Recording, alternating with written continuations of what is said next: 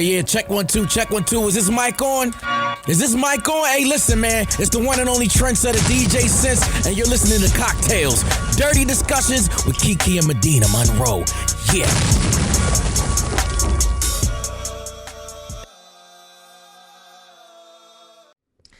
All right, guys. Today's cocktail is called Entangle Me, Baby.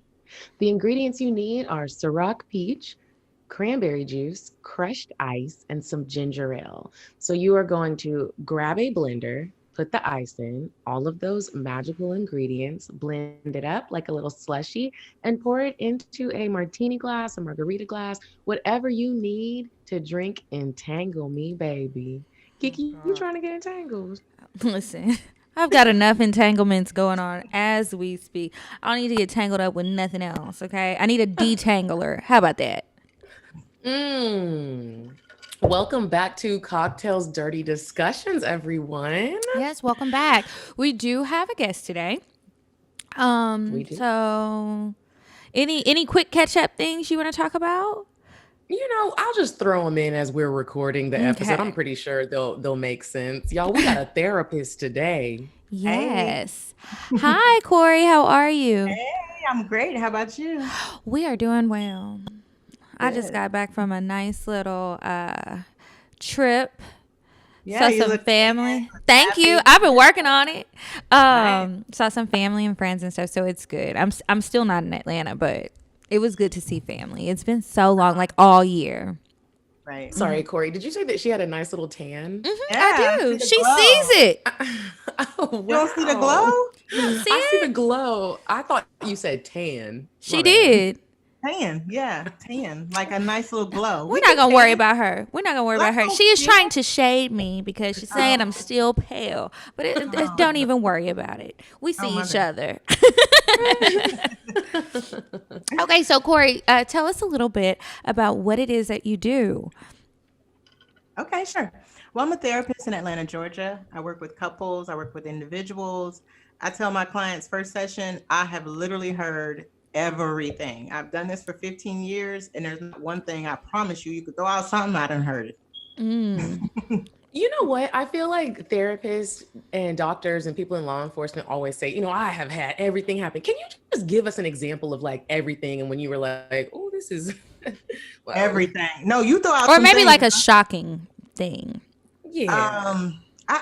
Every time somebody asks me that, just Yeah, animals answer. come to mind. Just animals. Are they having sex with the animals? Oh yeah, people have And sex that- with their animals. So when they have sex with the animals and they come to you and talk to you about it, are they like trying to work through it and figure out why they're doing it, or are they looking for you to okay it? Oh no, they're not looking for me to okay. Okay. They're more talking about sex addictions and just that compulsive need to have sex with anything moving. Yeah. But so seeing as how that's illegal, do you have to go to the police or there's guidelines that protect people? Well, you know, the only time we have to breach confidentiality is when you say that you're hurting someone or hurting yourself. However, when somebody brings something like that to my attention, they're going to say it's happened so long ago. They're going to recall some incident. In reality, I can't decipher if they're telling the truth or not. Now, I'm pretty sure it's, you know how somebody says, oh, a friend of mine, and it's really them. Yeah. Yeah. So it's like a hypothetical. Well, what would happen if? But yeah, the laws of confidentiality, we have to state that at the beginning of every first session. Everything is confidential unless you're hurting someone else or yourself. So yeah, in that case, it would be animals, right? Wow. So are people only coming to you about sex-related issues, or is it more all-encompassing, like relationships, marriage, it's family? everything. Okay. Self-esteem, trauma, everything. But it's all encompassing because even the individuals that come to me are, of course, having problems in their relationships. Mm-hmm. Yeah. Well, we're gonna, before we get into our topics and stuff, we're gonna play a game with you, and then we're gonna do weird sex, and then we'll get a little deeper into who you are and what you do. Okay, so we're playing the scenario game today, and we have That is when we give you scenarios and we will give you some options and you have to choose one. yes. Okay. You want to go first, Kiki? You can go first. Okay. All right, Kori. Bae is going down on you because you just popped a couple of those tasty vitamins that make your pussy taste good. And they got you tasting like a mango strawberry daiquiri. Bae travels down to your booty hole and immediately alerts you that you may have not wiped too good because he has dingleberries in his mouth. You immediately run to the bathroom to take care of yourself and then just cancel the whole sex session because you're mortified. B, brush it off and tell him it comes with the booty hole territory and just brush the dingles away. Or C, shrug it off and ask him if he's into the scat play. Oh man, I already had my answer. I was gonna go to the bathroom and still come back. It's still gonna pop off, but can I clean it? My bad. I'm not gonna put him through that. I'm not gonna put my husband through that. No. I'm gonna go to the bathroom like a grown woman and handle my shit. Good for you. Okay, the next one. You meet a guy on Hinge. When you arrive to Chops for dinner with him, he looks nothing like the pictures online. You are not attracted to him whatsoever. You A, turn around and leave before he even notices. B, you're hungry, so you enjoy a nice dinner with Lil Ugly. After all, it is Chops. Or C, sit down and text a friend to call you with an emergency. I'm gonna eat with Lil Ugly. I'm gonna pick B. Lil Ugly's gonna feed me for that catfish time he wasted. Yes. I'm gonna eat with Lil Ugly too. I like me some Chops. You know I am. I don't care. And I'm gonna be drunk, so he might be cute by the end of the night. So right. It is what it is. Sweet. He might be real sweet. He could be. He could be a little frog. Mm. All right. Okay, so last one, Kori. Okay. You're dating a new guy for about a month. Excuse me.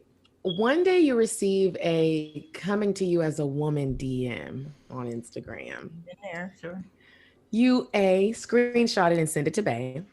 B, respond to her and try to see if she's telling the truth. Or C, ignore it because you like him a lot regardless. And it's too soon to be cutting him off because some random woman sent you a message about him. I'm going with B. I gotta get the receipts. I gotta know what's going on. I'm going to her. Really? Oh yeah, this is happening in my life. I'm going with her. We're gonna get together and compare some notes. Like I'm gonna keep it 100. Like that's some women shit. Like she's probably telling the truth. Now if she's lying, obviously then I'll do the screenshots and send it to them. Kiki, what about you? Are you one to respond to the coming to you as a woman if it's new? Is it Rick Fox? Somebody coming to me about him? What if it is? She's lying. I've I've had a crush on him for 5 years. I mean, since I was 5 years old. But honestly, I don't know. I probably would just be like, no, I'd probably do my own investigation. I forgot the options, but I'm going to do my own investigation and decide what I think to be the case after about an hour. And then that's going to be it. I'm probably going to cut him off. He's going to get cut off anyway. I mean, that's just my track record. Yeah. And it's like, we've only been dating for a little while and you already have these other women, not that you made them, but these other people are coming to me. Seems like you got too much mess going on. And no matter if the situation was real or not or whatever, you don't communicate well because somebody was very confused. True. No. So that's it for the scenario game. And then one more thing before we get back to Miss Kori, we're going to talk about weird sex. You said a man is not a necessity, a man is a luxury. Like dessert. Yeah. A man is absolutely not a necessity. Did you mean that to sound mean and bitter? Oh, not at all. I adore dessert. I love men. I think men are the coolest. But you don't really need them to live. Sex. So this week's weird sex, this is a story out of the UK. Let me put my phone down because I feel like I look crazy looking up so high. But this story is about a new law that is going into effect in England and Wales. So there's a ban on killers using the rough sex defense in England and Wales, and it is going to come into order after support of an amendment to the domestic abuse bill. So at first when I read this story, I'm like, what are you talking about? What is this? But apparently there are a lot of men, I'm sure this happens in a lot of places, but over there have been so many cases of women. There's only been one with a man, but so many cases of women who have been killed. And the person who killed them was somebody that they were having sex with consensually. And so they are saying, oh, the sex just got too rough.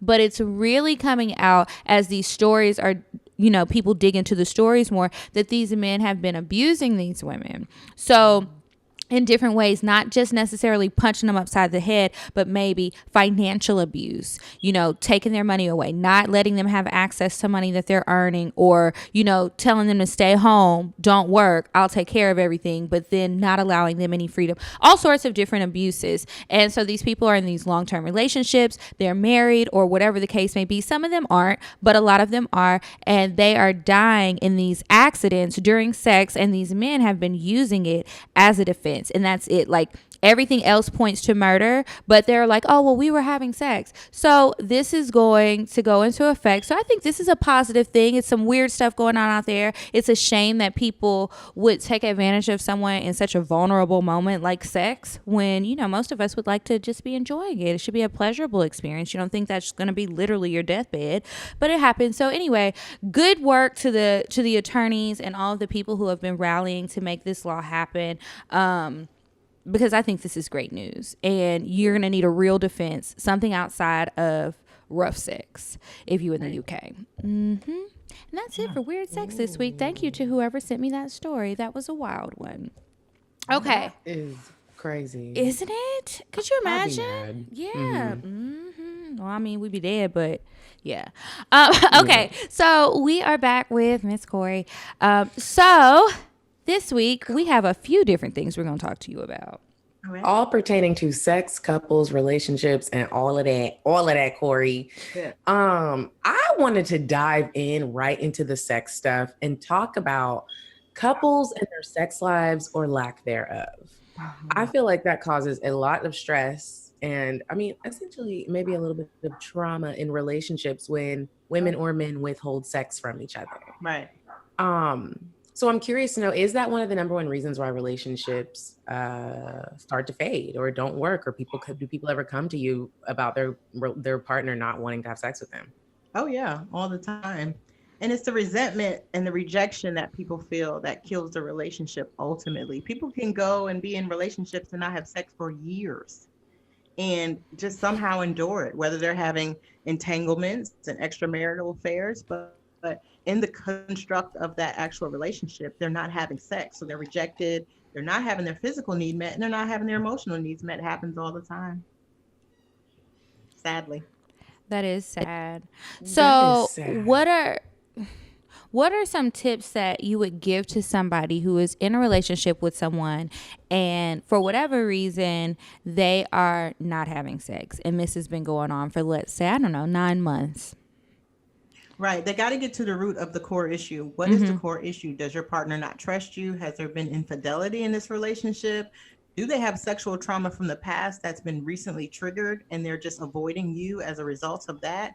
Either way, you got to get to the core root of it and get somebody in there that can help you. Get a therapist in there that can help you, because the more you talk about it, the more their guilt and shame is triggered. And that guilt and shame is a glue to any pattern, and it'll keep you stuck in it. They'll tell you no. You'll feel bad. You'll try to talk to them. They'll feel guilty and shameful. There it goes again. They'll tell you no. I promise you that cycle will continue until you get to the root of it. Okay, so what if there was infidelity? What if that's the issue? Right, and that's very common. So the procedures to actually get back to trust somebody, there have to be very clear parameters. First of all, you have to figure out what conditions you need personally to have met. Some people want full transparency. Like, let's say there was an emotional affair that was caught on your phone. Some people want you, in that relationship, like, you can't now hide your phone. Like, are you willing as a partner who offended to let all your privacy go? If not, you will keep re-triggering that person. Every time you keep fighting that principle of, it's my phone, it's my privacy, expect to not have sex with that person, because they can't reattach and have trust with you again until you've somehow fixed and gotten to the core root of why you cheated too. Why did you cheat? It's never about the other person. I tell people that all the time. I've had couples in my office that have had to, confess to affairs. And the person that's always blindsided says, well, what did I do wrong? You didn't do anything wrong. That's that person's own innate need that wasn't fulfilled. They didn't communicate it properly. So but did you really not do anything wrong?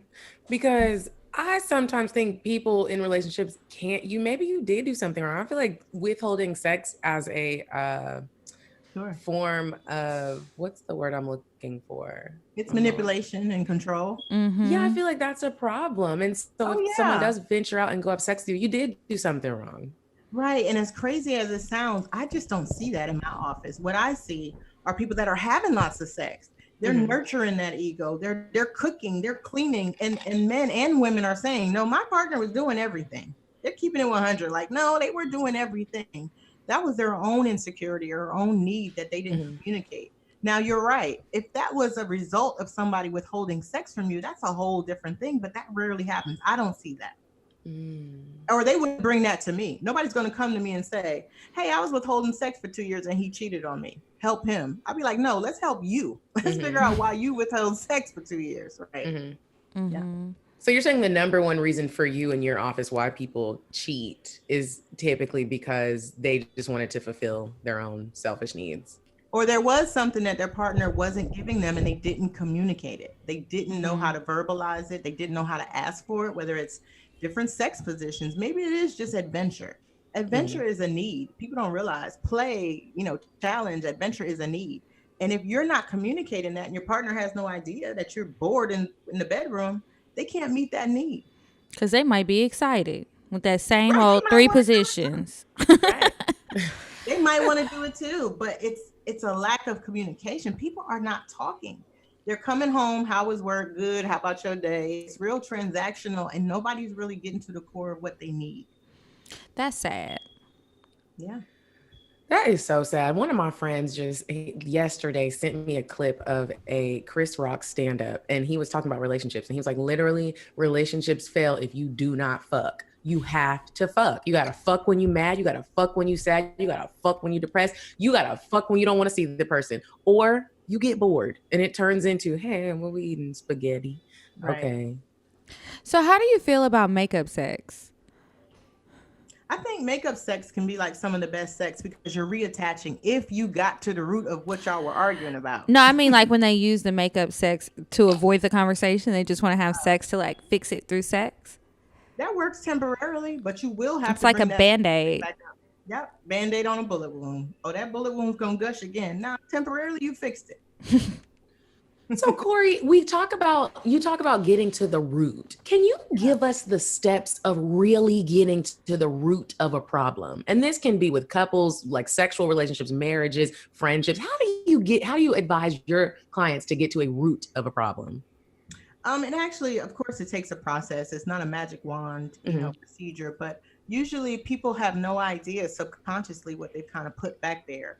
And so when I say get to the root of it, let's say there's a couple in my office and the guy is just having, we'll say the woman has an innate need to feel valued. And the man is doing everything. He's having sex with her. He's buying her stuff. He's trying to, hit every love language, point that she has. But if that innate need is her not feeling good enough, he can't do enough. That is a core root issue. Sometimes it can go back to, people don't like it because it sounds so cliche, daddy issues, mommy issues. But there's something in that person that they've brought into that relationship, pain, baggage from the past that they haven't dealt with yet. It will resurface. Yeah. Core root. Do you have more male or female clients? Female. Do you, when you do get them in, are they typically like more closed off in the beginning? Yeah, maybe in the beginning, but once they earn trust and they kind of see that there's a rapport built between he and I, then yeah, they tell everything just like females do. But it does take a little longer because men are sent a different message in society that they, suck it up, don't be weak, so it takes them longer to be able to tap into that core root emotion of insecurity or rejection. Yeah. Yeah, when I talk to my friends about like, hey, maybe you should seek therapy, about whatever it is that they may be venting to me about, it's the guys who are just like, well, no, I don't need to. I'm not crazy. I'm fine. And I'm like, but you're not fine. And I just don't think, I know that therapy isn't just for like super traumatic issues. It could just be you're struggling with everyday things or everyday interactions, or just finding that happy space again. Maybe you've just been stuck in a rut, or you notice that certain things happen and it just sets you off the deep end, even if it's temporary. I always suggest like go talk to somebody, because I don't know what I'm talking about. I can give you the best advice I can from all the therapy podcasts I've listened to, all the shows that I've watched, but I didn't go to school for that. They go to school for a long time and take hard classes. Speak to a professional. They know. Right.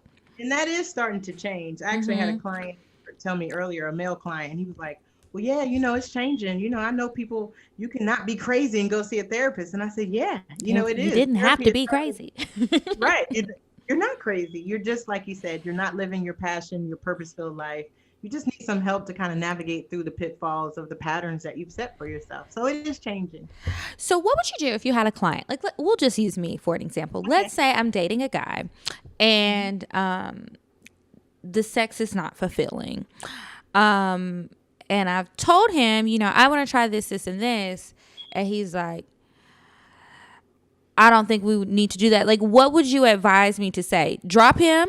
Or do you have some tips so that I can say it like in a better way, maybe to not bruise his ego or whatever he's going through, to have better sex? We get a lot of letters about people who are unfulfilled, whether it's men or women. Right. It would just depend on how you're delivering the message, like you said. If you're starting the message with, you don't satisfy me, prepare to be fought. Like, prepare for that person's ego to meet you in that exchange of words, right? But if you're saying, hey, I am unfulfilled, or I am, you could even use the word bored. I am bored. It's very hard for somebody to negate your emotion if you're delivering your emotion versus you. If every time you say the word you, imagine you shaking your finger in somebody's face, because that's how they're going to react at you. Now, if you've done that and you've come from a pure place and you've told them how you feel, and they're still not reactive, or they're still not, trying to meet your needs, you got to leave, because that's a red flag that person doesn't care anything about your needs. Okay. It's just all about you. It's all about you. If you communicate it, that's all you can communicate is from your perspective. Yeah. That's not happening right now. It's happened in the past. And I left them. Yeah. It's a long time ago, like you said before. You probably triggered his insecurities and his inadequacies that he brought with him into that relationship anyway. Probably so. What really happened was I was like, hey, I didn't say that anything was wrong. I was just like, hey, I want to try this. It was like every time I brought up something that I wanted to try or was open to try, after what I thought was all pretty regular, normal stuff, anything extra, it was just like, well, hold on. Why you want to do all of this? And then it started turning to like, well, where is this coming from? And I'm like, from down there. Spice it up a little bit. Yeah, like I'm trying to try something new. What's wrong? But, sometimes it's hard to teach old dogs new tricks. So there's that. Right. Kori, have you found in your work that men or women cheat more? I want to say it's closer to 50-50 than you would think. Now, they cheat for different reasons. Now, I will say, not to stereotype anybody, but a majority of the women that I have that have to come in and kind of work through forgiveness on their part, there has been a more emotional affair. Maybe it's not sexual. Now, men, it's 9 times out of 10, it's been sexual. Not just emotion. They're not just getting that good morning text in the morning. They going the whole way with it. Now, women, they can cheat emotionally. Men do it too, but I do find that women cheat more emotionally. Yeah. Have you ever had clients be like, well, now we're going to bring in the side chick because she needs to be in the room too? Have you ever had that happen? Sounds very Love and Hip Hop. That's literally happened in some episodes. You have had that happen? What happened? Well, as much as you can say, generally speaking. Yeah, generally speaking. Hypothetically, the side chicks have been willing to come because they have their own clarity that they need too. They have their story they want to hear. I mean, they want to get across too. So yeah. And do you find Is it normally like a cool, calm, and collective conversation, or is it like, do you need backup in the room? Like the old panic button, like my old office in the school when I did therapy for the school, we had a panic button. I don't have one in my office, and it has gotten funky. I'm not gonna lie. Like it has gotten like, I'm sure the other people on my hall are ready to call somebody, but I've been able to de-escalate it. It's never gotten super crazy. I think people come in wanting to give that good face and not be that wild out chick or wild out dude. So they come in and they don't react in the way they might react on the street because they don't want to show out in the therapist's office. So when go ahead, Medinah. No, go ahead. When the side chicks come, are they typically in this hypothetical situation in your mind?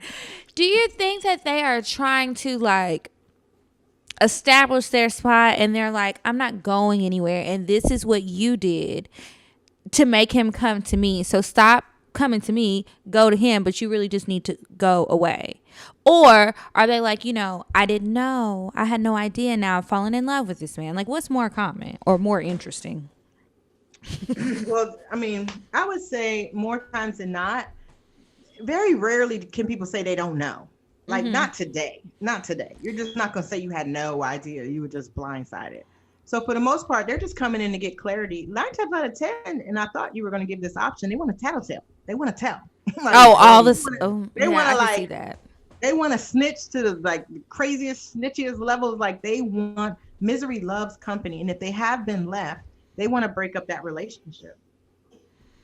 If you're not happy, if I'm not happy, you're not gonna be happy either. Everybody can go home mad. Misery loves company. As many love triangles as I've been in my life, entanglements, if you will, I would never want, like, I don't understand the side chick's role to come in during a therapy session. Like, I don't even know why the wife would be like, unless you just want to see what that bitch looks like, but you can look her up on Instagram. Yeah, they already look if she has an Instagram or if she has social media, what if she doesn't?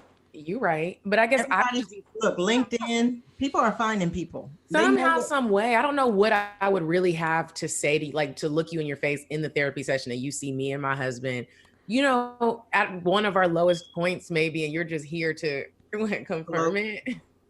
Right. And it's just really, honestly, I think from the wife's perspective or the husband's perspective, because I've honestly seen both, they want to make sure what they've been told is the truth. So that That's what I was about to say. They want to reattach. If you're in my office, you want to reattach. And so I need to know that everything that I've been told is 100% true so that I can reattach. Now I always tell them, you can have somebody come in here and just lie to you. So if you can't trust your partner at the end of the day, you really don't have much moving forward anyway. Because very rarely is somebody going to come in and give you the answers that you need. Now, let me ask you this. When you start your therapy session, like day one client, they're new, this is their first session with you, do you see them separately and get the truth and then see them together and compare the story? Yeah, the couples. Like, do you have like wife come in and she's saying why she wants to see you, what's gone on in their relationship, how she's feeling, whoop, whoop, whoop, and then have husband come in, tell you his side, and then you have them together? Is it just like they both sit down together the very first session? Yeah, they both sit down the very first session. But before that, I send them intake paperwork. And you'd be surprised how honest people are because they know that's going in a client portal. Like I just had a couple a few weeks ago that were very honest and said they had no idea what their spouse put on the paperwork. Like that's filled out by you. So I have people that are very transparent in their answers. So I have a good idea going in kind of what that person's perspective is. Now, of course, we sit down, of course, together, and then we kind of go through it. And I have to not pretend not to know, but I do have insight to what the other person's saying. And I don't let on to that because that would breach their confidentiality. That's a hard job. I could never be a therapist. I could never. Because I'm going to be side-eyeing whoever I don't believe. And then I feel like sometimes, do you ever feel like sometimes you want to be like, nigga, now that was wrong. Like, do you ever be like, this is dumb? One of the things that I tell people, especially when they first start with couples, I'm not on anybody's side. Like, I'm for the relationship. If there's children in that marriage, I'm that children's counselor. Or if that's a relationship, I'm the relationship counselor. Like I can separate, and I don't even need all the details. A lot of times couples come in and they want to give me like all these minute details. I don't care about that. Let's get to the core root again of what happened. Because you're not in here to sway me one way or the other. That's not going to happen. So I'm just here to help you get to, again, the core root of what happened. I don't need all the details about how you went to Chops and then his phone rang at 9:05 and then the text. I don't need all of that. I need some of it. But you're more than likely, people give you a lot of details because they want you on their side. And I'm not on anybody's side. I'm on the side of the relationship being healthy. The side of helping out.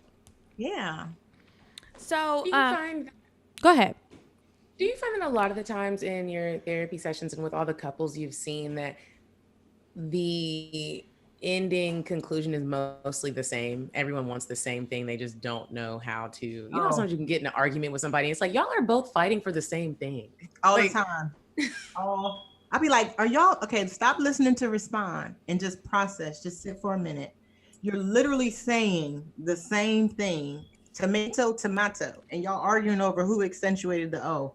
Just listen, but listen with your heart and listen with an open mind and let your defensiveness kind of go down. That happens all the time. And everybody does want the same thing. They want to be attached. They want to be, happy and joyful, but their own egos and their own pain gets in the way. I don't know what happened, but it got better. Okay. I didn't want you to keep going and be like a blur the whole time. That's my niece, Gianna. Hi, Gianna. You want to wave? Oh, hi. They're saying hi. You can't hear. Oh, she's said beautiful. hi. Thank you. She takes after her auntie. Oh, so humble. What an humble auntie. You can hear them? Yeah, because she has sensitive ears. She can hear y'all. Okay, she is adorable. You might want to scoot over a little She's bit. like, okay, I'm in the show now. You can sit right here. Okay. So, Will and Jada. What do you want to say about them? You know, I watched the interview 3 times just because I wanted to look at facial expressions. I was really looking at, Jada was a whole G. She's like, this is what we did. This is what we did. There were moments where Will Smith looked uncomfortable, but they have agreed on this in their relationship. We all have known this about them. They're known as swingers. Do you ever suggest that couples should have an open relationship? Because I honestly feel like with Will and Jada, they just don't want to get a divorce because they don't want to end their marriage, but they seem happy with like doing their thing. And I personally wish that more marriages would kind of be more open to the untraditional marriage. Monogamy, because you do get bored. Yeah, but they weren't saying that they were in an open relationship. They said that they like, that's the rumor that's going around, but they said that they were separated and that they agreed to find other people. So to me, that's not an open relationship. While you're still married, you're separated, and that was the story that they told. Well, dating other people and you are still married legally. Yeah. Do you ever suggest that to your clients? No. Why? Because there's so many rules. So I do have couples, and Atlanta is a huge polyamorous community. So there are couples that come to me that are in the poly lifestyle, right? There are so many rules that you have to follow. I think the thing about Will and what I saw too, I didn't watch it 3 times, but I definitely watched it 1 time. He looked uncomfortable because he was mad that the secret came out. Like, whoever he's been dealing with, you've not heard a thing. At all. You know for a fact he's had his own moments, but you haven't heard anything about him. So there are rules to this. You can't mess with people that don't understand the rules to this. So I think he was more irritated that they had to address it, because you're right. It's been a rumor for a very long time. They've been married since 97. They've been married 23 years. Long time. Long time. Jada came out initially and said, we're not divorcing. And Will too. Like, whatever we got to do. If you got to be up on this house, on this side of the house with your boo, and I'm on this side of the house. I remember that interview. So you're right. It's probably been open for a long time, but with open relationships or polyamorous or polygamous relationships, you gotta have the rules. If you don't know the rules, you're gonna be violating on all types of different levels. And I think that's why he was pissed off, because clearly August Alsina didn't get the rule book. Yeah, like Jada knew the rules, but he didn't. I just wonder, like, the conversations and how it really started, because it just doesn't make sense to me how you would have this young man, very young man, come into your life. You start this relationship with him. And it's like, I really just wonder, did you tell him, keep your mouth shut about certain things? This isn't for public consumption. And you told him that and he didn't respect it? Or did you just get so caught up in feeling good that you forgot that conversation? I just really wonder. And we'll probably never know, because that's probably the last conversation we're going to hear about it. Right. I But it's feel your like son's she friend. probably told him the Mm-hmm. rules and the regulations. Yeah.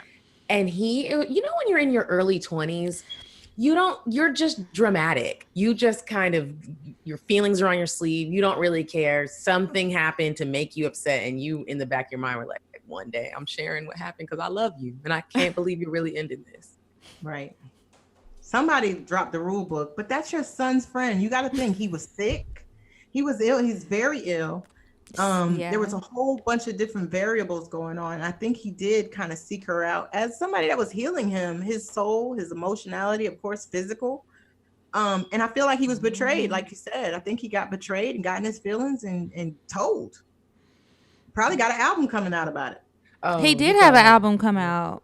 And Right. I feel like that's why this came out now, why it's so timely, because the interview, when he was talking about it, he talked about so much other stuff, but nobody cared about anything else. This was the tea that we wanted to talk about, and this is what's been going on for weeks. But he has released new music. I mean, he released music when the rumors first came out about it, and there was a song about her and their text messages in the video. I don't know if y'all remember that. It was a mess. What's the name of the song? I forget it, but I'll look it up and send you the link to it. But it's like a video, and you just see the conversation of their text messages, and he's singing about it. The song is whatever Jada's middle name is. That's what the song is called, and that's how he addresses her in the song. You know, Messy. all the couples out there that, especially married people, if you want to open up your marriage and be a throuple couple, or y'all gonna have separate people that you have sex, you really do, just like Kori said, you have to make sure that you are very thorough and clear with those rules. Yes. Because it can go left real quick. And I feel like that's also an important thing to talk about before it even goes left. If this happens, then how would you deal with it? Like, it's almost like an interview process. I have done that with couples that want to have a threesome with me because I had a bad experience with a married couple. Right. It can get dramatic real quick, and you really need to sit down and talk about everything. Exactly. Or if there's not clear expectations, expect somebody's feelings to get hurt, and that's dangerous. You're talking about, you're playing with a lot of different parts of people. I'm not just talking about sexually. You're playing with their emotionality. Again, you're triggering a lot of abandonment, and there's a lot of people in pain roaming this earth that look good, fine as hell, and got a lot of stuff going on, and you're triggering that. So you have to be open with expectations and rules. So that's why I wouldn't tell anybody, hey, this is what you need to do, because everybody is not built like that. Sure not. Nope. Kori, are you married? I am. Have you ever opened up your marriage? No, I have not opened Would up my you? marriage. You know what? Ask me in about 10 years. How long have you Y'all are been still in married? the fun phase. But I am very secure in our connection. So, you know, ask me in about 10 years. We'll do an update.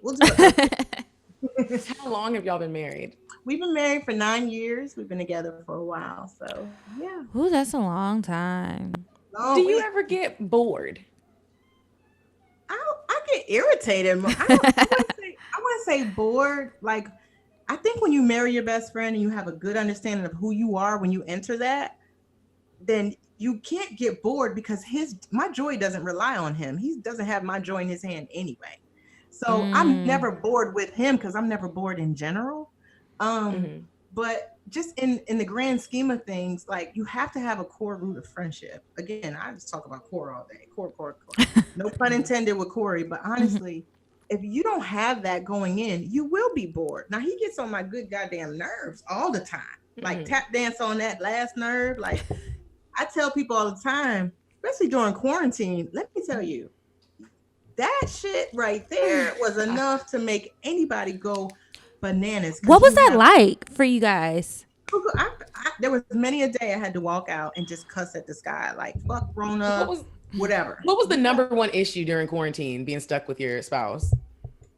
Just the lack of just normalcy in my routine, what I'm used to doing. It really didn't have anything to do with him, to be honest. Now, we got on each other's nerves because we're best friends. Like, you know, your best friend gets on your nerves, but you still love them. You still ride, you still run through glass for them. But he does get on my nerves. I get on his nerves all the time, I'm sure. But you work through that. And again, I'm never bored with him, because if your joy rests in the hands of your partner, you're in a lot of trouble. Because if they're busy, they're working, they go on a trip, or they leave you, you asked out.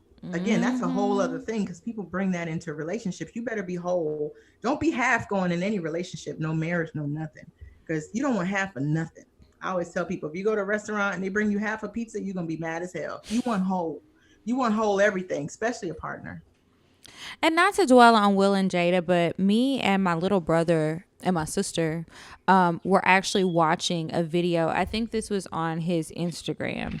And he was saying how he retired from this is an older video, but he retired from trying to make Jada happy a long time ago. And he was saying how you can't rely on somebody, just what you said, you can't rely on another person to make you happy when you're unhappy. That person can be fun and they can do all these things for you, but you can't source your happiness from another person or other people, because it's not going to be fulfilling long term. It's going to be temporary. If you even get there. Hopping in and out of relationships, looking for that, and it's within you. Or that person is going to jump through hoops trying to make you happy. And it's like, can you even get happy? No, because you're not happy already. And you're going to keep hearing that. You're never satisfied. Nothing I do is good enough. You're going to keep hearing that same verbiage over and over and over again. And the reality is they're telling you the truth, because you're looking for something outside of yourself that you have to give yourself. Yeah. It's hard. I know there have been times where I have felt just really unhappy, and it's like nothing anybody could do was going to help. And then some people, they didn't want to deal with me anymore. They didn't want to be my friend. They didn't want to date me, nothing. And I got it. It was like, okay, well, they would get mad because I was just like, whatever. But I knew that I wasn't in a good place. I couldn't be a good friend. Nothing you did was going to make me happy, because I was trying to figure me out. And that is just like a shitty place to be in, quite honestly. And so I hope that when people go through that, you do find some help, because it's hard to do it by yourself. It's easy to rely on friends and family, but I personally think you should, if you can afford it, if you can find a way, get an unbiased opinion through a therapist and get some professional help with somebody who can help you. Because even when you talk to your friends and you talk to your family, no matter how unbiased your friends and family try to be, I personally think they still gonna have your back at the end. Oh, yeah. So their opinion can be slightly skewed. Even if they tell you certain things, it's still like, well, I'm still on your side. So if it's like an issue with a person or an issue with anything, they're always going to do what they think is best for you. And it's not truly unbiased, even if they do try to consider other things. Y'all get some therapy. Get some therapy, because what will end up happening is you push so many people away. And then you're going to look up one day and be sad and lonely and in a darker place than you were already at. Get some help. It's out there. Ladies, out there. Sorry, ladies. Shh. Sorry, I don't know if y'all can hear those puzzles and lunch boxes for the children who haven't been in school all year. I'm like, what are they doing? That's a whole other thing. I believe in self-investment. When you work hard, you want to reward yourself with nice things. No more cheap products where you don't know what exactly is in them. You need premium products that mirror your lifestyle. That's what got me into Native. My Native deodorant doesn't just block odor better, it's made better. Native has ingredients you've heard of, like coconut oil, shea butter, and tapioca starch. It's also vegan and never tested on animals. You know, aluminum forms a plug in your sweat glands, right? And it will keep you from sweating. That's why Native never uses ingredients like aluminum, parabens, sulfates, or talc. Switching to an aluminum-free deodorant doesn't mean you have to sacrifice odor protection. Native will keep you smelling and feeling fresh all day long. With over 10 scents, including rotating seasonals, Native has something for everyone. Their most popular classic scents are coconut and vanilla, lavender and rose, cucumber and mint, and citrus and herbal. My new favorite is coconut and vanilla. I had been using lavender and rose and wanted a change, and I love the smell. Native is not one of those natural deodorants where you're walking around funky all day. It really does work. Native is risk-free to try. Every product comes with free shipping within the US, plus free 30-day returns and exchanges. See why so many people love Native and check out the over 14,000 5-star reviews. Like right now, the summer seasonals smell really, really good. They're available through September 14th. There's 4 different scents that are all inspired by different areas of the US. So after I finish this stick of the coconut and vanilla, I'm definitely going to try the sweet peach and nectar inspired by the South. There's also a rosé scent that's available through the 10th of August. Native has also made the pledge to be plastic free, and the new packages are 100% plastic free. Do what I did and make the switch to Native today by going to nativedeo.com/cocktails or use promo code CockTales at checkout and get 20% off your first order. That's nativedeo.com/cocktails or use promo code CockTales at checkout for 20% off your first order. Coronavirus isn't going anywhere, even if outside is open, okay? It's harder and harder the longer that we stay in the house to meet new people. And that's why I'm back online trying to date, and this time I'm using OkCupid.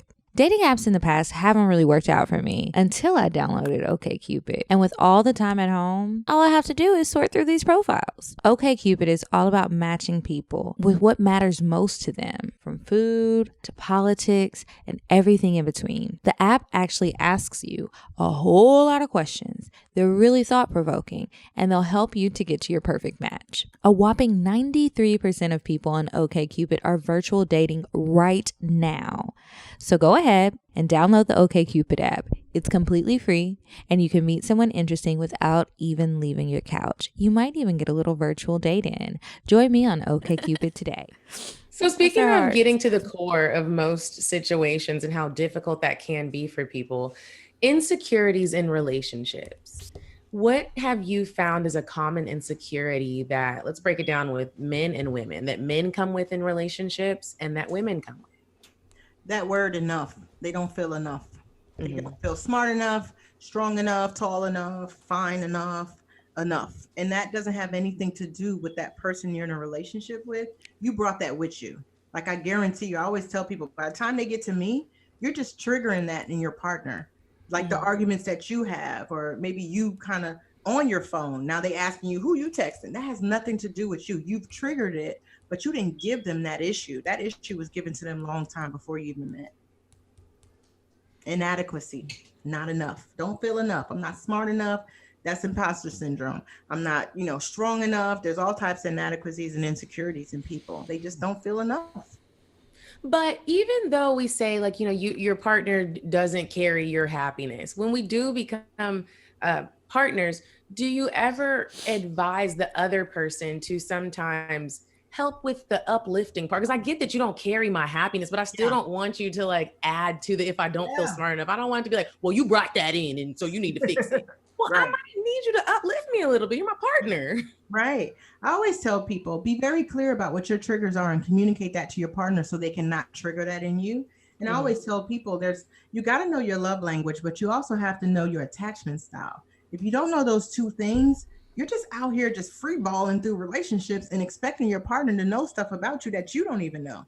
So like you said, you have to communicate those things. And you're right. It is not your job to fix it, but don't mess it up. If you're not going to help something, don't hurt it. Can you talk a little bit about the attachment styles? Because we've talked a lot about love languages, but that one, I still get those all mixed up. Yeah. Love languages, when Gary Chapman wrote that book, I think it got real popular. I don't know if it came out like on a Bachelor or somebody really. Something, but I got it. And I love that book. Everybody knows it. And it's crazy because even with love language, you know how it relates to a relationship, but people don't realize it's how you receive love. So it should be for yourself as well. If your words of affirmation and you're treating yourself like shit in self-talk, you're not honoring and loving yourself either. So to expect that in a relationship is just, again, you're looking for that person to overcompensate what you're not giving yourself. So if your love language is physical touch, you need to be going to get massages. You need to be going to the chiropractor. You need to be having all kind of fuzzy blankets, and you need to find a way to love yourself and recognize your love language as a way to kind of love yourself as well as communicate that to your partner. Now with attachment styles, there's different attachment styles. A lot of people bring anxious attachment styles into a relationship, or insecure attachment styles. What's that exactly? So anxious attachment means that you're going to be just, again, very insecure. And attachment style refers to you from your childhood. So again, I always tell people, you're the sum of all of your parts. So no, you don't have to focus on you just as a child, but you do have to take into consideration, if you were a child and your needs weren't met, let's say your parent was on drugs, or they worked a lot, or your mother or father wasn't in your life, and you didn't have those initial needs met, your attachment style is more than likely going to be anxious or avoidant. Avoidant is like people that are like, I just want sex, I just want friends with benefits. I just want, no strings attached. So because there might be a commitment issue. Don't raise your That's hand. me. Yeah. Because there's a fear. If I attach, you're going to leave me. Mm-hmm. So again, you can have anxious avoidant, different types of attachment. The ideal attachment style, of course, is secure. If you're with a secure attached person, that doesn't mean you come from a 2-parent Cosby Show, household. You just got your needs met, whether it was mom, dad, grandmom. You were raised in love, and you were raised to understand that your needs were prioritized and met. Mm-hmm. So if you are from a secure attachment style, you're going to be confident in your relationship. You ain't checking no phones. That fool will be crazy to leave you. You could cheat on me if you want to, because I'm out. Like, you will be so confident. You're confident in sex. If you're having sex and you worrying about what you looking like and smelling like, you have an anxious attachment style. You can't even orgasm because you're so deep in your head about what your boobs look like when you're laying down. You ain't even feeling good enough to come. Like, the attachment style to me is more important than the love language, and a lot of people have no idea. I want to give you guys a link if you can put it up after this so people can take the quiz. Oh yeah, I need a good quiz. Style. Yeah, it's a quick quiz, 8 minutes. Long. That's not bad at all. Because some of them kind of long, and I get distracted. Can you text us that link too? Yeah, so we can do it tonight. Yes, I need y'all to learn your attachment style, and if it's not secure, that's okay. No, I know it's not. Well, you know what, Kori? I get confused with my attachment style because it's like I'm almost like a little bit. I don't even know if mine has a name. I meet people, and if I'm feeling you, like I'm most of the time like confident in it, but I get attached. I'm planning the wedding. I'm in love if everything is going right in that first week. And we know that's still anxiety. It's almost an overcompensation of let me lock you down before I lose you. That's still right. Because a secure attachment is whether I marry you next year or 10 years, you lucky to have me. Mm-hmm. So you don't want to lock them down because you're not afraid they'll leave you. Yeah. There's different variations of avoidant. There's different variations of anxious. There's different variations of secure. You could have a secure avoidant. You can have different variations. And when you take that quiz, I love this quiz that I'm gonna send y'all because it actually gives you the breakdown. It tells you exactly kind of what you need to work on to get to that ideal secure attachment. Mm-hmm. Yeah. Something that you said earlier about the love languages. So for example, and it just clicked when you said it because you were like, most people don't think about what they need for themselves. And I did not think you were about to say what you were going to say. I thought she meant like as far as giving and receiving love. Yeah. Like I give somebody quality time. I want them to give me quality time. That's how we share love, right? Oh, yeah. So that's what I thought you were saying. But then as you went on and you were saying like you have to remember to do that for yourself. That's something I don't do. And I've got to work on that because what's your love language? Quality time. So I will give a lot of time to lots of other people. I try to spend time with people and then I find myself getting burnt out and then I get a little snappy, whether it's the people I've been spending time with or somebody else. And sometimes it's almost like I feel guilty when I don't want to be around people and I'm just frustrated usually at that point when I'm deciding like, okay, I'm just going to be myself. I don't want anybody at my house. I don't want to talk on the phone. I don't want you to call me. If it's important, I'd rather text or, email and I'll get back to you when I get back to you because I just need to be alone. I need some quality time with me in my bathtub, with my wine, my reality shows, 90 Day Fiance, whatever. And I forget that part. Right. We all do. So if you're constantly prioritizing other people, the message you're sending to yourself is you ain't shit. You don't matter. Mm-hmm. Mm-hmm. That is, Kiki, that's something that I have been working on too. My love language is gifts. Even buy yourself stuff? I've really been making sure that the more money I start to make, I buy myself something nice that I would expect a man to get me, or I take myself on a nice date. And I'm starting to be more and more comfortable with being like, why not spend a check on yourself? Like, it's for you. And now that I've been doing, that feels good, doesn't it? It feels so good, even if it's something where it's like when you talk about the massage, I think up somewhere on the top of my love languages, it's also acts of kindness and then physical touch. I made sure that I got a membership at a massage therapy place, and I go every month to get a massage to make sure that I'm treating me how I want these men to treat me. Because you're never going to be like, oh, you wouldn't do that for yourself. Oh, yes, baby, I would. And honestly, it feels better to me when I do it myself. You can't expect it. You can't expect someone to ever give you something that you're not giving yourself. Like attract like, and anything that gravitates to you is a reflection of the love you give to yourself. So if you're not prioritizing yourself, expect to not be prioritized by that person. Ooh, that's a word. That's a word. Come on, somebody. So yes, but Medinah, when you do that, I need you to connect that thought with that emotion. If you're doing that massage a month, I need you to go in there and say, I'm doing this because I love the hell out of myself. Don't just do the action without the emotion connected to it. You're right. It makes a huge difference. Let me tell you something. When you do that consistently, can't nobody tell you shit.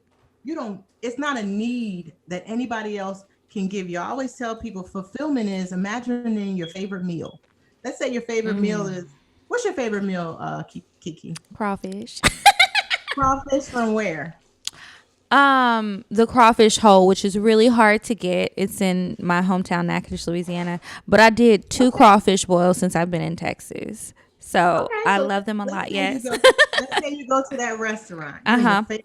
They bring you a big old bushel of crawfish. You sit there and you eat so much. You eat the whole thing. Can that chef then come out and give you another bucket of crawfish and you eat it the same way?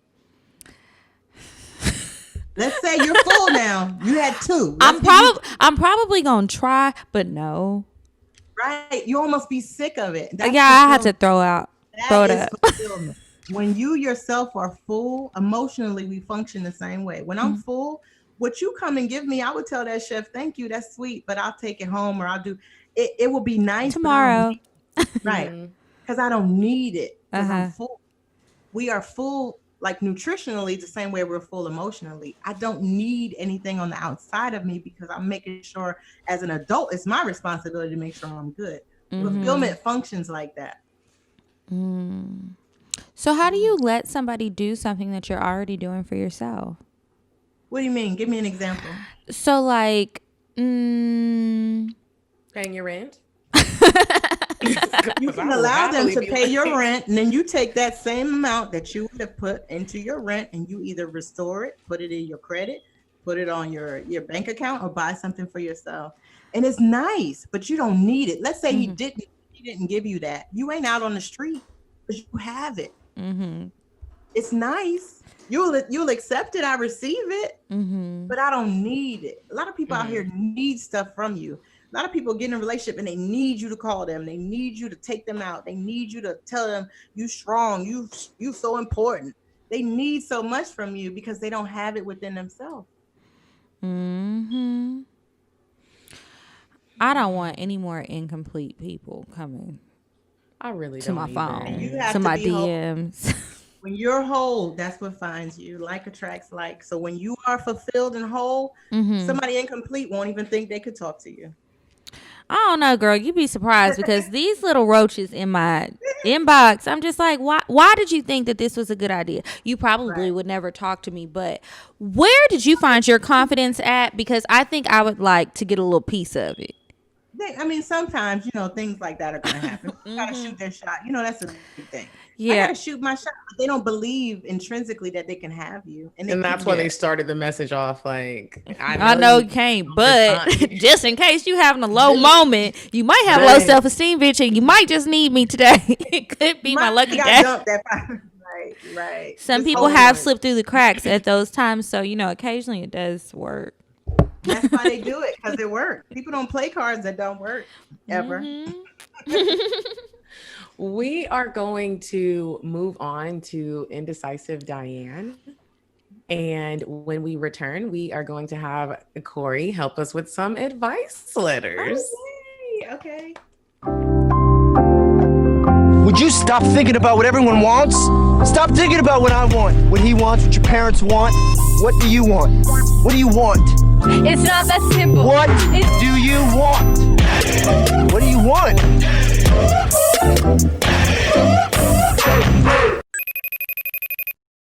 Okay, Diane, tell us a cute little date idea you have for us.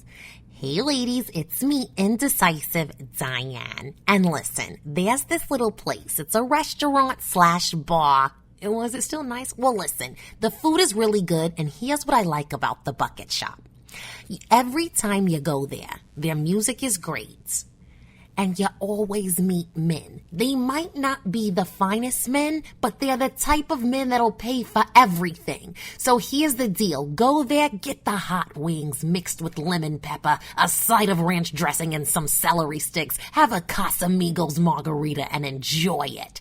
Okay, girl, you sound excited. Who you meet up there? Well, I can't tell you because, listen, I got a little team. It's good dick season. Isn't that what you ladies call it? Okay, girl, what's the address? It's 3475 Lenox Road, Northeast Atlanta, Georgia, 30326. Go there, try it out, tell us how you like it. Thanks, Diane. No problem, ladies. Bye. And we're back from Indecisive Diane. I can't wait to hear what advice a true therapist will give our listeners. Remember, if you guys want some advice, to email us, askcocktails@gmail.com. That's ASKCOCKTALES. And perhaps we will answer it on the show.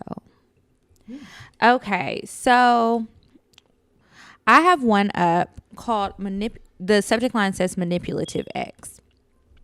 Okay, so this listener writes in and she says, of course, we'll keep you anonymous, don't worry. Hey, ladies, listen, I'm having ex trouble and would really love you ladies' advice. I'm 25 and he's 32. I've always loved older guys because I've always been very mature for my age due to being raised by my grandmother. Anywho, okay, I started dating this guy back in 2017. Need to remind, I had just gotten out of a 5-year relationship with my son's father.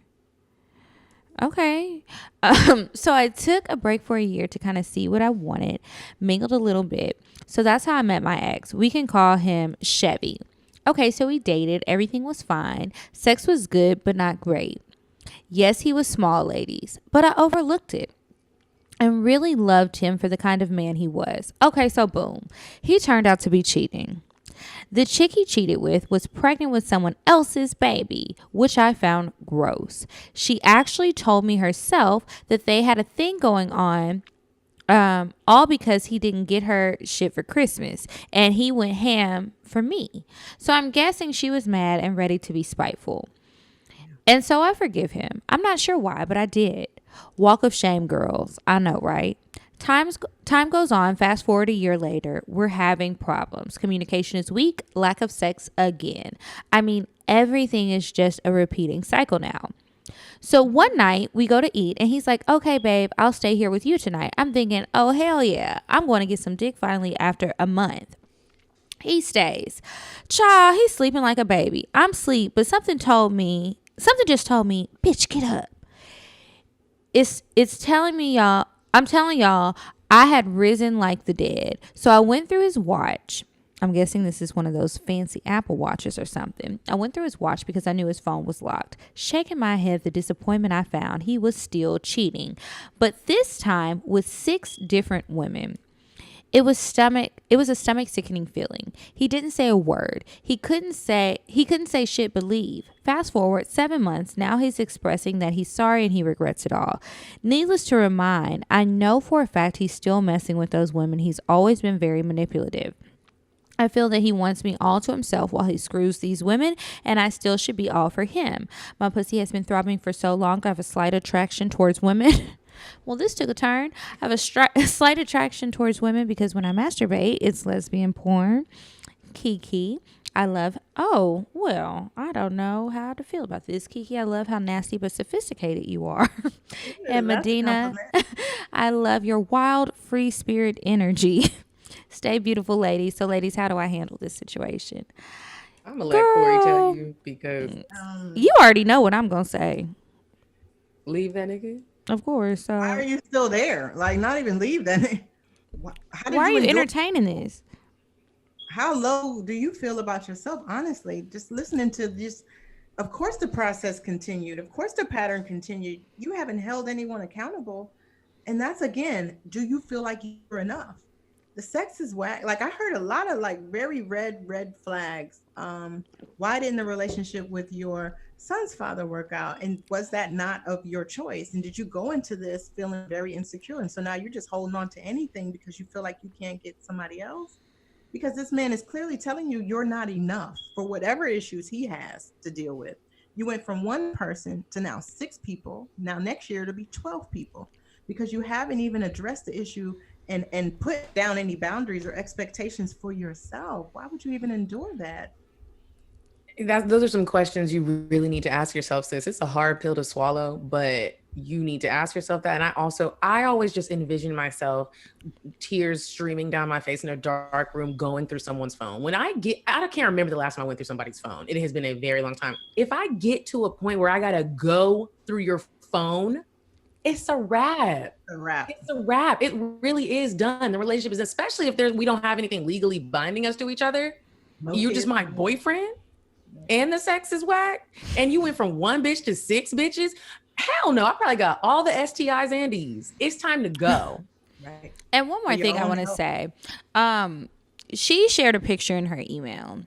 Now, the picture is a picture of her, but to me, it's irrelevant in this story. And girl, I'm saying this with love. What I have noticed is when people send in their advice letters and they attach a picture, it's usually to prove the point that I look good. Why would he do this? Yeah. You're a cute girl, sure enough. And I'm sure that you know that. But guess what? It's not all about the outside.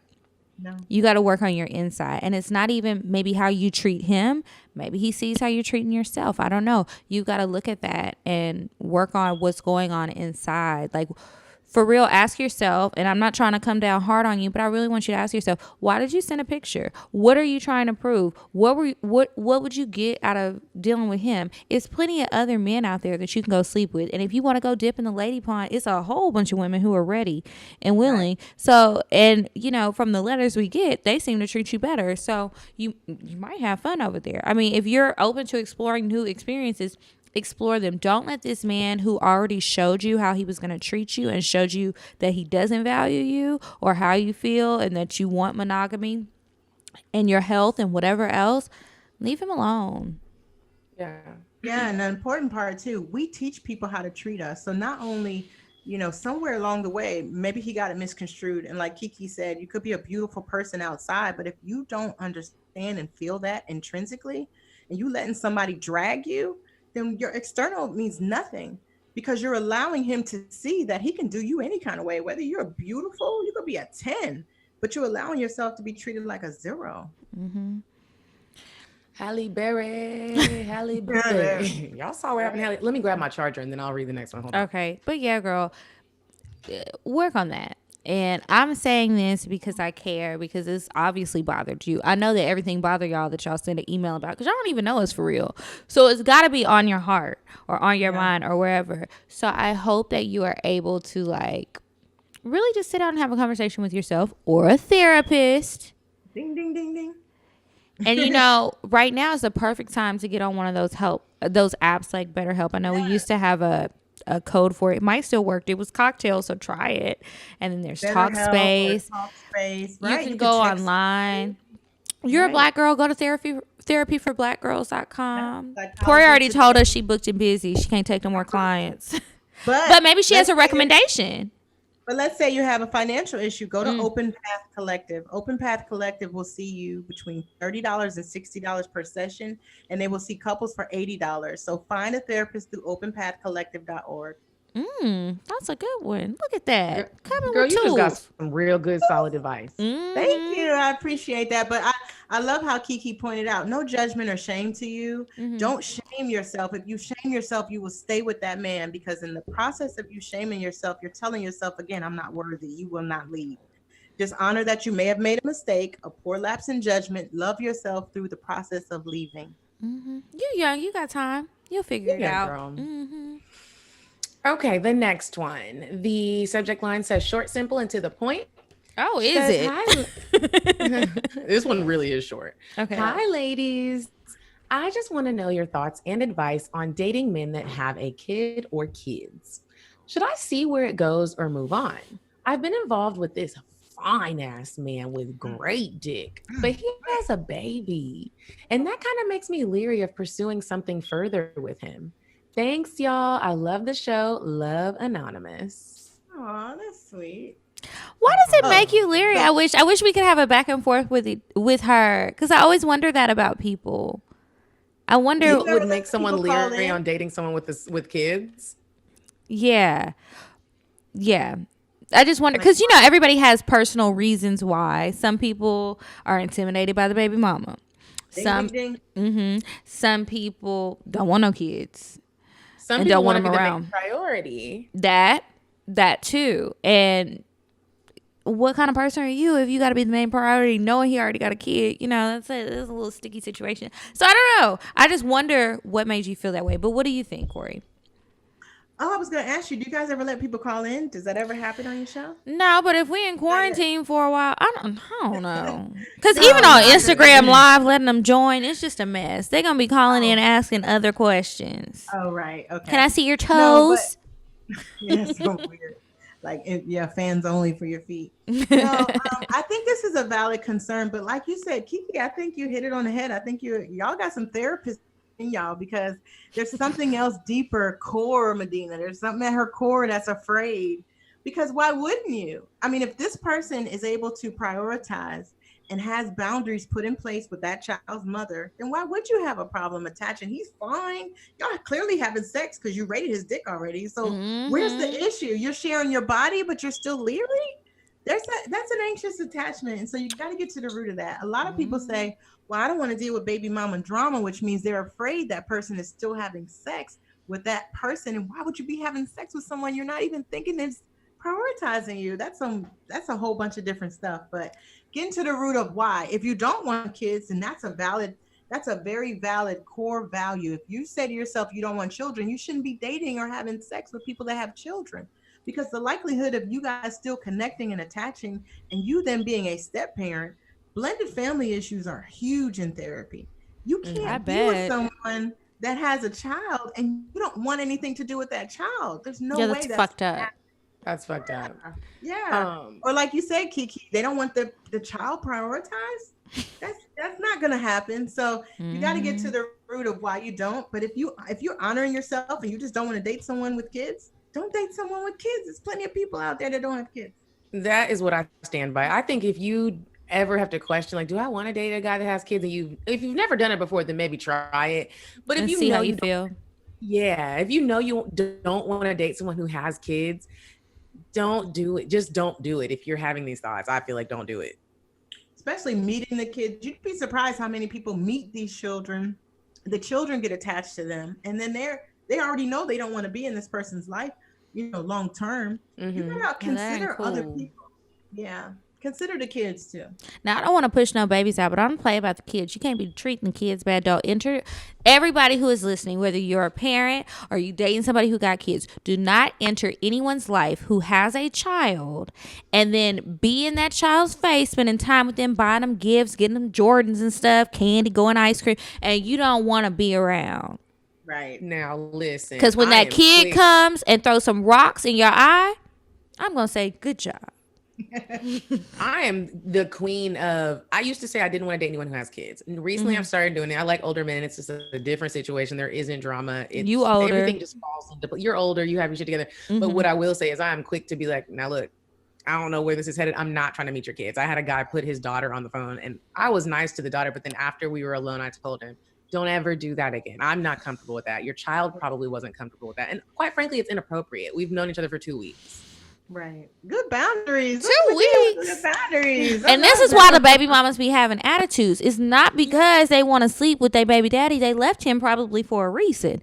It's because he's got bad judgment. I remember meeting a guy. I was dating a guy and I met his son. His son was much older, like a teenager in high school. So it wasn't as weird. But I'm like, why is he here? First of all, he kind of old.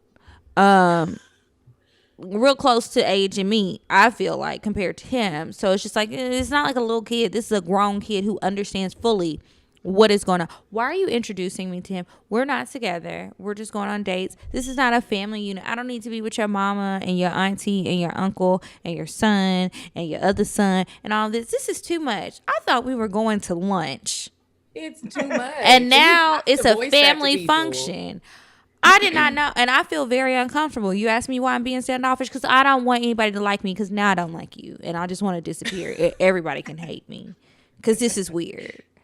It's weird. Like, okay, I want to read one more advice letter since we have Kori here. Okay. The second one says, sexy wife, happy life, exclamation mark, question mark, exclamation mark.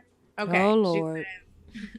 Hey, Kiki and Medinah. I'll get straight to the point since I know you normally skip over the OMG, I love y'all stuff. No, we don't, girl. We love you too.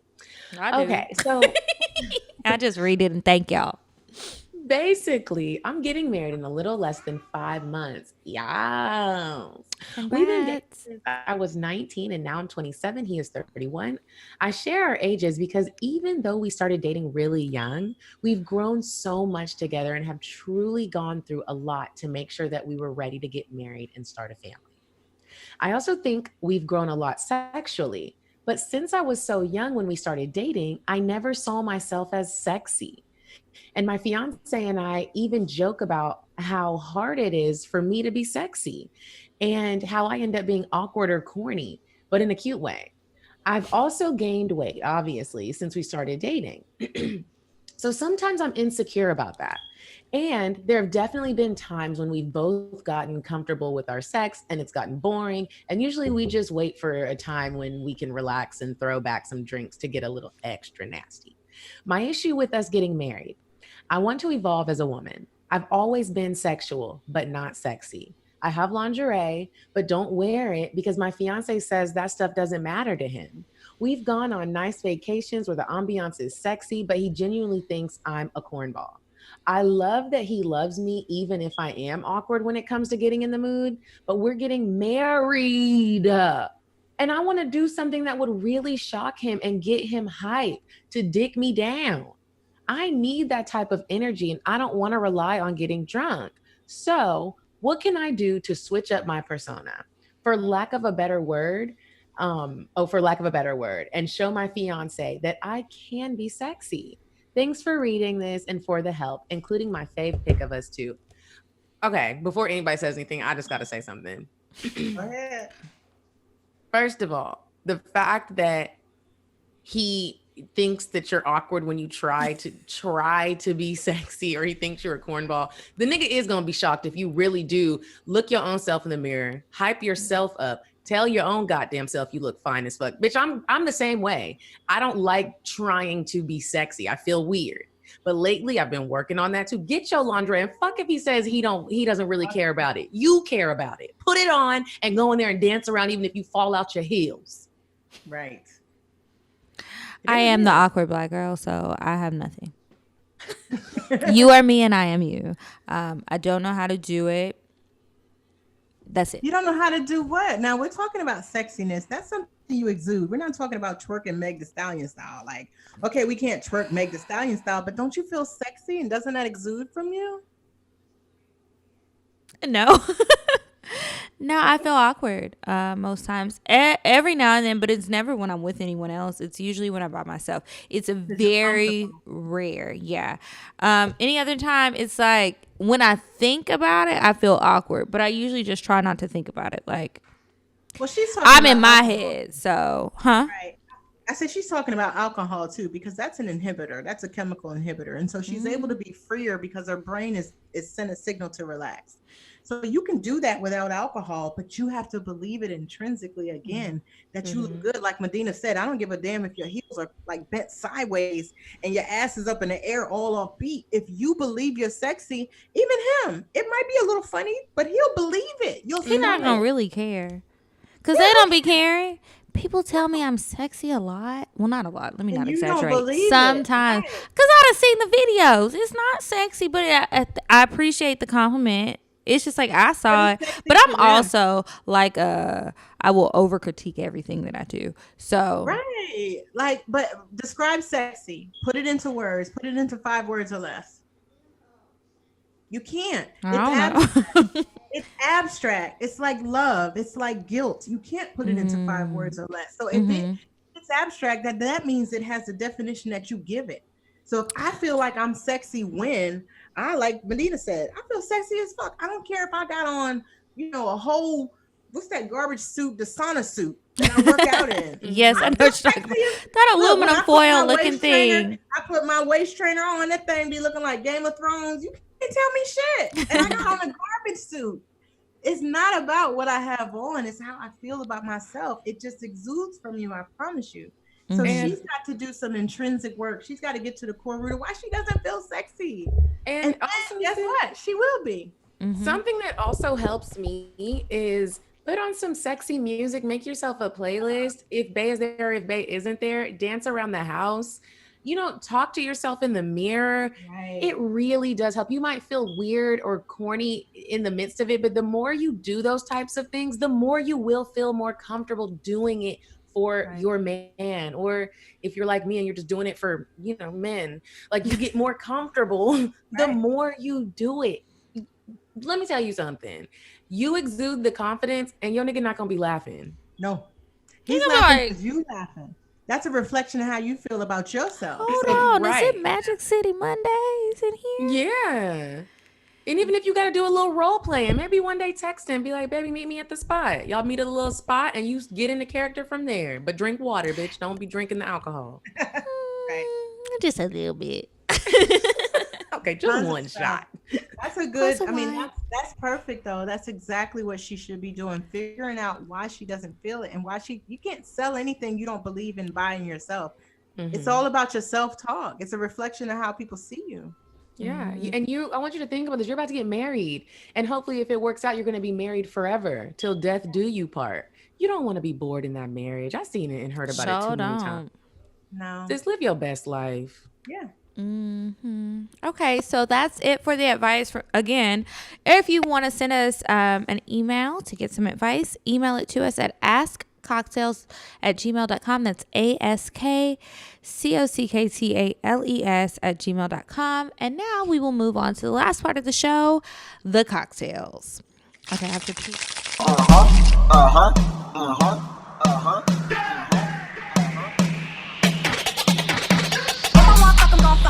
But if you ain't got a buck, I won't cup em. Spend 100 on me, it ain't nothing. Run a double D, so stuck em. Back to the point, is it some cash in this place? If it is, I'll probably see the stats in your face, turn around. Once upon a time, not long ago, I was a hoe. So Kori, we're going to let you start off with the cocktail. Okay. And then we'll trickle it down, me and Kiki. You'll trickle it down, meaning like you'll have to say what I talk about? No. I'm just saying. You just get to tell your story.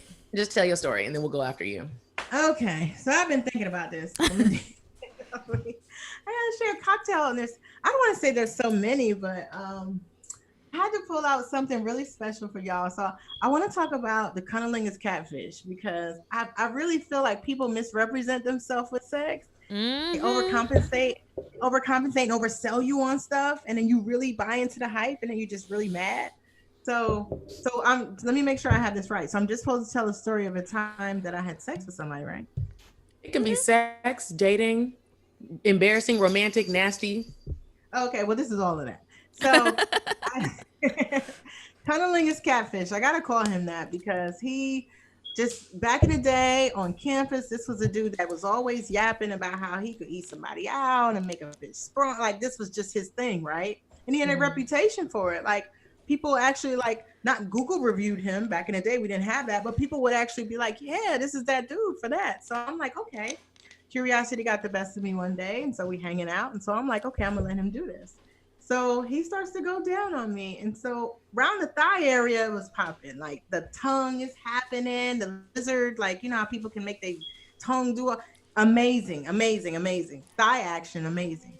But then when he actually got to like the actual clip part, he bit down like he was chewing on like some church's chicken or something. I mean, literally bit me. Oh, I'm calling the police. All teeth bit me. And the look of horror on my face, I swear to God, the pain. I've had children since then and have not experienced that amount of pain. I would be mad. Did you fight him? I was appalled. But the crazy part was, before I could do anything, he falls back, looks at me like I'm crazy, and say, "What? Women love that when I bite. Women love what? When you put your teeth down on their glit." Who? I was like, "Who? Where are these women? I need to talk to them," because I've never, since then, thankfully, or even before then, have ever had somebody not nibble. Let me be clear. I'm not talking nibbling, sucking, or a little. No. I'm talking full clamp down teeth, like he's giving an impression at the dentist's office. That makes me hurt right now. I'm pressing charges. Right. And I mean, even just having to recall this story is so traumatic, because for years I would not let anybody. If you weren't a gynecologist trying to give me my annual pap smear, you weren't coming in my vagina. Like, for real. It was that traumatizing. And he looking at me like I'm crazy. And everybody else on campus was talking about this was the dude for that. So I got to call him cunnilingus catfish, because he was a liar. He wrote a check his ass and his mouth could not catch, y'all. It was vicious. I mean, even just now, you talk about trauma. I'm triggered. My vagina is triggered in this moment, but just the pain of it. Mine hurts now. Yeah, I need to go soak in the bathtub with some Epsom salt. Full teeth. Yeah. I can't imagine. But anyways, that's my. I can't imagine. You know, I live by you. What I've noticed in my experience is I can't trust a nigga that can't eat pussy. They always just turn out to be just not good people. And it's because you don't listen, you don't follow direction, and you just don't know what the fuck you're doing. It's indicative of, do you follow directions, and have you paid attention in the past? Yeah, body language, breath, like words. A flick on the side of your head. Yeah, or when thighs start to tighten up, like, you know, like when you start to clench a nigga's head, you can tell when it's like she likes it and she can't take it anymore, or if it hurts and she's trying to get you to stop. She just I'm trying to put my foot right here, push you off.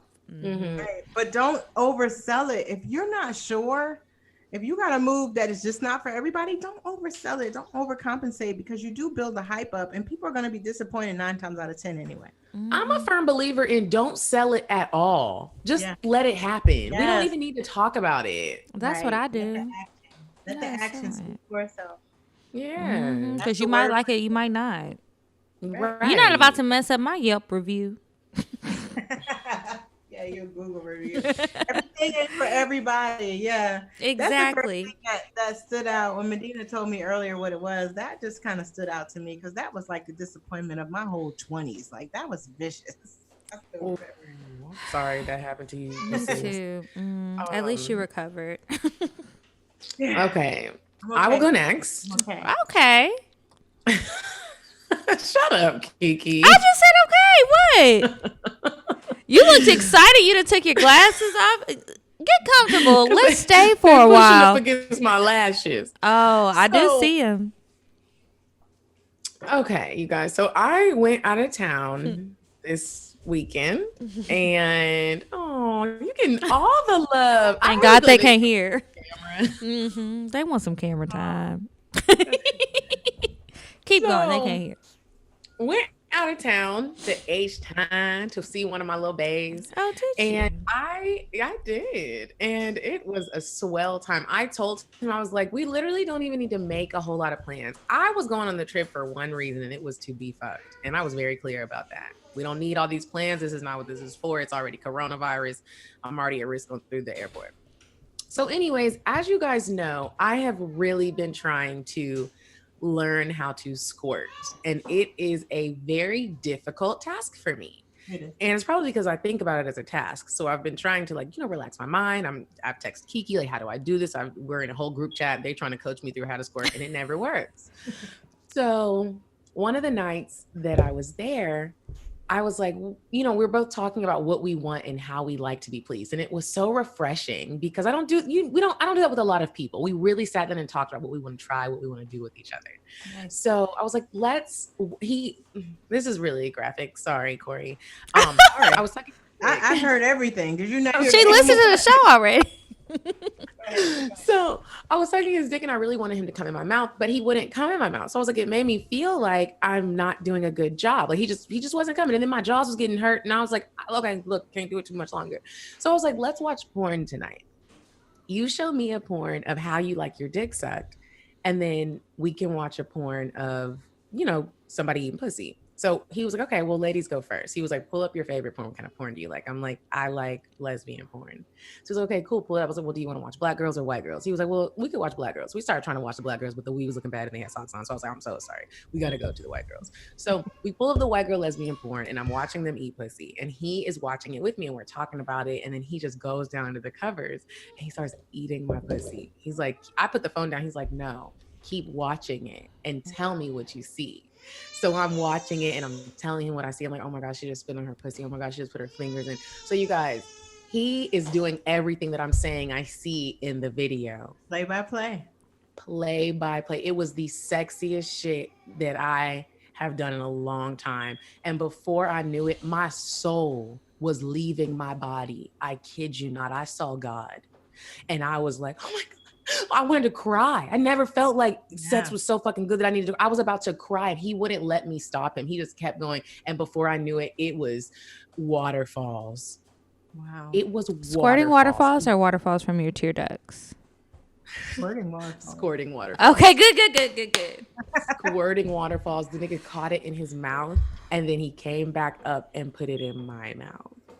Wow. It was so impressive. Athletic and he listens.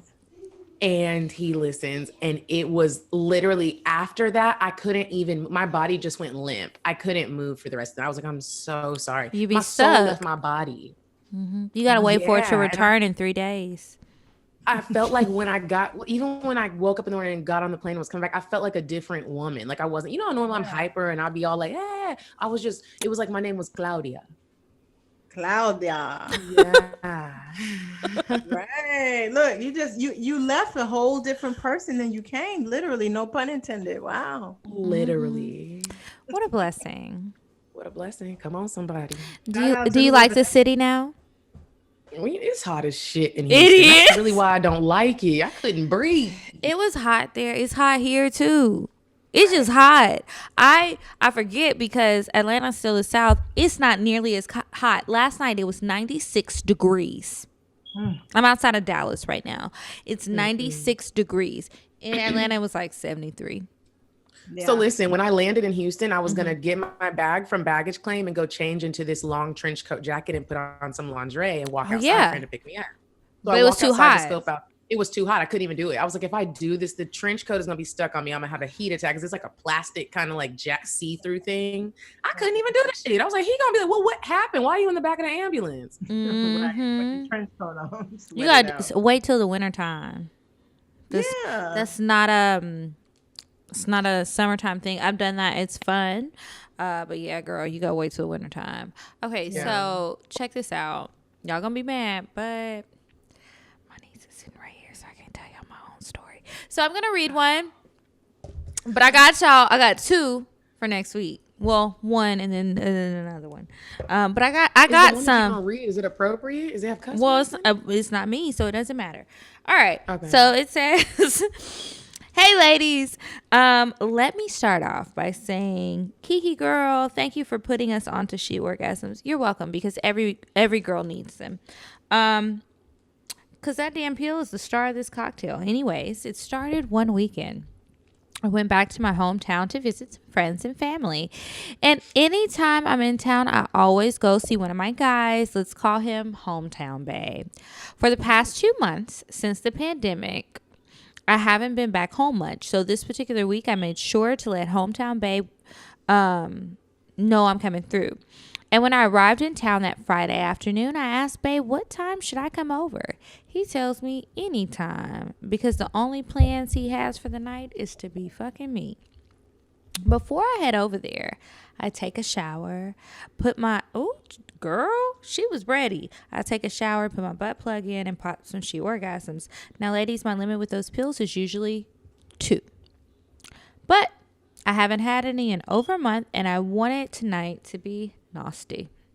So I took 4 of them. Girl, If 4 wasn't enough, I also thought it was a great opportunity to take an edible. Yeah, I know I was tripping. Yes, you were. She sent the laughing emojis. Okay. About 30 minutes to an hour later, I'm finally heading out to Hometown Bay, and all of a sudden I'm walking to my car. I feel the pills and the edible kicking in. I don't know where this is going. I did not proofread this. Okay, baby, when I say my whole entire body just starts tingling and every touch to my body feels so erotic, I'm rubbing down my body, caressing my own skin, and I'm turning my own self on. As I'm driving, next thing you know, it starts throbbing. Not a little throb, but throb as if I'm about to leap out of my clothes. Bye-bye. I was just gonna say, where is the baby at? Bye, baby. Baby is, oh my God. She leaves and comes. Okay. When I pulled up to Hometown Bay, as soon as I started walking up to his house, I felt myself dripping. My pussy is so fucking wet that I can visibly see a huge wet spot through my black leggings. How you do that? Okay. Remember they were the Forever 21 ones that are super thin? Yeah. Okay. At this moment, I knew that the edible and pills were a combination that were about to have me on demon time, and it was about to be a crazy night. I waste no time getting in the house, and I make a beeline for his bed, and all in the same motion, I take off of my clothes. I've been fiending for him all day, and I didn't want to waste any time with small talk. He follows me to the bed, and I begin to rip off his clothes like a lion attacking a gazelle. I know y'all saw Mufasa and them on Lion King. All right. I just wanted to feel him inside of me. He gets on top of me and inserts into my puddle dripping pussy, and simultaneously we both let out a damn. His dick feels so good that I can feel all the veins of his shaft with each stroke. As he continues to stroke, I feel a sensation. I know the sensation all too well because when I masturbate, I have the same feeling when I'm about to squirt. Did you feel that, Medinah? That throbbing sensation? Okay. Never have I ever experienced this during penetration, but I go with it. And like a fountain, I begin squirting as he continues to stroke. I'm so embarrassed as I'm gushing out that I ask him to stop. He lets out a chuckle, assures me that it's okay, and tells me to turn my ass over. As he's giving me back shots, I lied to you not. I squirted again 2 more times. I don't know what pipes these pills busted, but it opened up floodgates. I'm a whole broken fire hydrant out here tonight. I'm 3 orgasms in, and we're still not done. I hop on top of him and begin to ride that dick like I was in a rodeo. As I saddle up, I'm riding for my life like the sensation comes again, and for the 4th time, I squirt again. How much water did you drink? I'm trying to get like you. Okay. Following me, Hometown Bay finally nuts. As he does, I fall off of him and lay back on the bed, only to realize this bed is soaked. Splash Mountain soaked. Not just a cute little wet spot on one side of the bed. I mean, the entire king-size bed is covered. It's so wet, I thought I was at the pool. Hometown Bay takes the soaked sheets off the bed, throws them into the laundry, and says, I guess we have to finish round 2 on the couch. Oh, hell no. Round 2 on the couch while we wait for these to dry. And for the remainder of the night, we fucked until the sun came up. I've never experienced anything like this before, but that edible and the sheep orgasms is a combo that I will be partaking in again. Wow. Thanks, ladies, for reading my cocktail. Hope you enjoyed it. A faithful listener, T, a.k.a. Little Squirtle, a.k.a. Super Soaker. Well, thank you, T. That was a good one. I'm glad that you had a good time. I need her. She has a future in like softcore, like porn writing. Like her writing is beautiful. Like the way she it's vivid. Detailed all of that's beautiful. Yeah, right. Yeah. Do you write books, girl? Send us another email. Yeah. Do you write books? Girl. What happened the next weekend? Let us know. And I want you to do a how-to on how to squirt back to back. Being new to the squirting community, I need to know. That would be a good bonus. Yeah, those pills and the edibles. That's what she said. They do help. So Kori, now would be the time to plug anything you might have coming up or how people can book you. I know you're not taking no more clients, but just for future, if there's anything you want to plug, Instagram, websites, now would be the time to do that. Well, I really wish people, I think like when Kiki was saying, wow, they never heard of Open Path Collective. I know therapy can be expensive, but there are resources out there. Like you said, therapy for Black girls, Psychology Today, Open Path Collective. Rather than plug myself, I'd rather just plug therapy in general. You guys, if you need somebody to talk to, don't let finances be an issue. Don't let the race of the person be an issue. Don't let your time be an issue. Plenty of Psychology Today therapists will see you on the weekends. People will see you virtually now pretty much anytime. So get out there. If you do need the help, understand you don't have to be crazy to seek therapy. You just need to want better for yourself. Stop enduring life and really start enjoying it. So I'd rather plug that than plug me. Thank y'all though. Thank you so much for coming. I hope y'all use these resources. Me too. I'm gonna use some too, girl. Yeah. Because Open Path Collective. Now wait a minute. Yeah. I'm about to be on there as soon as we hang up. I got some issues to work out. Right. $30. Before we go, I too would like to plug something. You guys, if you haven't seen me posting it on Instagram, I am working with an audio app. They have over 250 sexy stories and guided sessions in which they use a lot of my voices to play certain characters and to guide some of the sessions. And they've given me a code to offer my listeners and followers a 30-day free trial. And I really hope you guys try it. The link is very long. It's dipseastories.com, but we'll put the link in the caption of the show in the details so that you guys can click it, go to my link, download it, and listen to some of my stories and support me. I would really appreciate it. They're very, keep your headphones in, okay? Keep your headphones in. I have listened to a few of them. They sound good. I was like, wait a minute. Yes. And then also, you guys, the cookbook is finally available for pre-order. It will be shipping out at the end of the month, beginning of next month. I'm just waiting to make sure the samples are right because y'all are not going to be Simone me, okay? So I'm trying to make sure the stuff is right. The content is there that I created. So I just want to make sure the pages and everything are good. I'm really proud of it. I'm really excited about it. So I have that. And then in the coming weeks, I'll have some more things to share with you guys that I'll be doing. So excited about that. Y'all make sure you check out DIPSEA. Check out the cookbook. It's classy based. Huh? Listen, first of all, I love that clever name. I ordered my hard copy. Oh, you did? The digital? The internet version, but then I was like, who wants to hold their phone while they're cooking? Let me go ahead and get that hard copy. Okay, good. Yeah, it's spiral bound. So what I found about cookbooks that I like is when I do have a physical copy, I like the hard copies that are hardback with the pretty pages. Those are decoration. I don't want to cook with those. I find myself taking a picture, photocopying, and writing down the stuff because I don't want to mess it up. This one is spiral bound and the pages are glossy. So if you accidentally make a spill, a little sauce, get a little wipe flat. it off. And then the back of every page has lines. So these are my recipes, how I like to make it, but you might have your own adjustments. And so you remember when you make it, you just write it on the back. So that's available in the hard copy, but the digital, you don't do that because it's digital. You can just put the note in your phone, I figured. You can't type in a digital book. Thank you. Yes. Okay. So that's all we got this week. I hope you guys enjoyed it. Thank you so much, Kori, for joining us this week. We really appreciate it. I think you gave some great advice and you definitely gave us some great resources that we can all use. Nice. Thank you for having me. I appreciate it. Thank y'all. Yes. So follow us online at CockTales Podcast. I am at Kiki Said So. I'm at Coffee Bean Dean. And until next week, you guys, goodbye. Goodbye. Bye-bye.